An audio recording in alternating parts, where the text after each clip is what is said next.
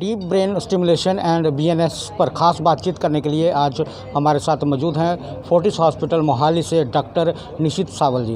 निशित सावल जी, रफ्तार जम्मू में आपका हार्दिक अभिनंदन। Thank you. I am doctor Nishit Sawal. मैं फोर्टिस मोहाली में कंसल्टेंट हूँ। उससे पहले मैं गवर्नमेंट मेडिकल कॉलेज सेक्टर 32 में असिस्टेंट प्रोफेसर था न्यूरोलॉजी का, और मैंने एम्स न्यू दिल्ली से अपना डीएम न्यूरोलॉजी किया, जहाँ पे मैंने डीबीएस और वीएनएस सीखा। डीप ब्रेन स्टिमुलेशन एक टेक्निक है जो पार्किंसन और मूवमेंट डिसऑर्डर्स का मतलब जिसमें पेशेंट के हाथ में मूवमेंट होती है, पैर में मूवमेंट होती है, एबनॉर्मल मूवमेंट्स, तो उनके लिए यूज़ होता है। पार्किंसन में ये उन लोगों का किया जाता है जिनकी बीमारी को 3 साल हो चुके होते हैं और जिनके लक्षण दवा से पूरे कंट्रोल नहीं हो रहे होते हैं। इसमें दिमाग में 2 लीड्स डाली जाती हैं, छाती में एक बैटरी डाली जाती है। पेशेंट को बेहोश सिर्फ थोड़ी देर के लिए करते हैं जब पेशेंट के बैटरी इम्प्लांट करनी पड़ती है। उससे पहले पेशेंट होश में होता है, हमसे बात करता है। सर्जरी के दौरान हम उसको इवैल्यूएट करते हैं। डीबीएस के बाद जो चीज़ें जो दवा से कंट्रोल नहीं हो रही होती, जैसे कि दवा का असर कम हो जाता है वक्त के साथ, या जितनी देर असर रहता है उतना असर नहीं रहता, डीबीएस उन चीज़ों को ठीक कर देता है। डीबीएस सर्जरी के दौरान क्या दिमाग में कोई प्रॉब्लम हो सकती है? नहीं, ऐसा दिमाग में 2 ऑलमोस्ट 1 mm या 2 mm के बार होल करके, जैसे डेंटिस्ट आपके दांत में करता है, वैसे ही सुन करके 2 छेद किए जाते हैं। 2 टाइटेनियम की बहुत पतली लीड्स डाली जाती हैं और एक पतली तार को टनलर के थ्रू छाती की बैटरी से कनेक्ट कर देते हैं। फिर छाती में एक बैटरी डाल देते हैं और पेशेंट को 3 दिन बाद छुट्टी कर देते हैं। एंटीबायोटिक्स देने के लिए रखा जाता है पेशेंट को, और उसके 4-5 दिन बाद हम बैटरी को ऑन कर देते हैं। डीबीएस करवाने वाले पेशेंट्स की क्या हो सकती है मृत्यु? नहीं, मृत्यु पहले होती थी, लेट्स से आज से 30 साल पहले, जब न्यूरो नेविगेशन नहीं था।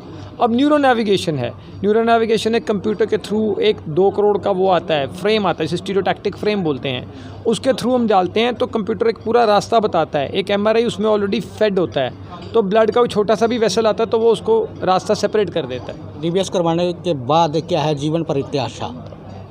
डीबीएस करने के बाद पेशेंट बहुत अच्छा हो जाता है। जैसा कि मैंने बताया, basic thing is quality of life बहुत इंप्रूव हो जाती है। जो पेशेंट इंडिपेंडेंटली नहीं चल सकते, इंडिपेंडेंटली एम्बुलेट नहीं कर सकते, वो चल सकते हैं, अपने काम कर सकते हैं। उतना ही उनका केयर गिवर पे बर्नआउट कम हो जाता है कि किसी को हर वक्त बेटा या वाइफ साथ चाहिए कि वो गिरेगा नहीं, साथ में चलाएगा, वो रिक्वायरमेंट कम हो जाती है। पेशेंट की डिप्रेशन कम हो जाती है।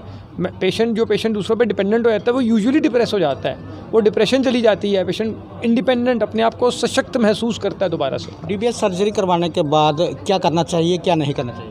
सब कुछ करना चाहिए। जो पेशेंट पहले करता है वो सब कर सकते हैं। सिर्फ एयरपोर्ट पे जो चेकिंग है 2-3, वो जो आपकी इलेक्ट्रोमैग्नेटिक इवैल्यूएशन है, वो एक एमआरआई उसको बंद करके कराना पड़ता है। बाकी it's like a normal life, वो सब कुछ खेल सकते हैं। कॉन्टैक्ट स्पोर्ट्स लाइक रग्बी नहीं खेल सकते, पर रग्बी लगता है इंडिया में अनफॉर्चुनेटली बहुत पॉपुलर स्पोर्ट है नहीं है, तो that is not a big thing. अच्छा, डीबीएस करवाने के लिए जो पेशेंट होते हैं उन्हें कितना करना होता है भुगतान मेनली इम्प्लांट का होता है। इम्प्लांट की कॉस्ट है, implant is around 7 lakh implant की कॉस्ट होती है। बाकी जो डालने की कॉस्ट है वो बहुत ज़्यादा नहीं है। डीबीएस का लिमिटेशन ये है कि इम्प्लांट अभी महंगा है, शुरू से ही महंगा है, बट इम्प्लांट आपको इतना इंडिपेंडेंट कर देता है कि आपका वहाँ से पैसा बच जाता है। लेट्स से कि आदमी 2 केयर टेकर रख रहा है, 15,000 पर मंथ दे रहा है, कॉस्ट हैव इंक्रीज नाउ, उतना ही वो फैक्टर इन करके चले तो वो बराबर आ जाता है। ठीक है। रफ्तार जम्मू देखने वाले दर्शकों को आपकी तरफ से कोई मैसेज?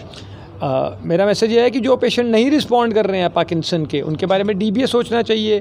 और जो मिर्गी और डिप्रेशन के पेशेंट 6 महीने से दवा खाने के बावजूद ठीक नहीं होते हैं, तो उनके लिए वेगल नर्व स्टिमुलेशन एक बहुत ही सिंपल प्रोसीजर है, जिसमें छाती में एक बैटरी डालते हैं, एक तार लपेटते हैं यहाँ पे, सुबह एडमिट करके यूजली शाम को छुट्टी कर देते हैं। तो वीएनएस और डीबीएस के बारे में अवेयरनेस होनी चाहिए। People should be aware. कई बार लोगों के पास पैसा भी होता है, पता नहीं होती टेक्निक, और unfortunately I have seen a patient जहाँ फैमिली को पेशेंट की मृत्यु के बाद पता लगा कि डीबीएस करा सकते थे। वर वेरी अपसेट कि हमें पता नहीं था।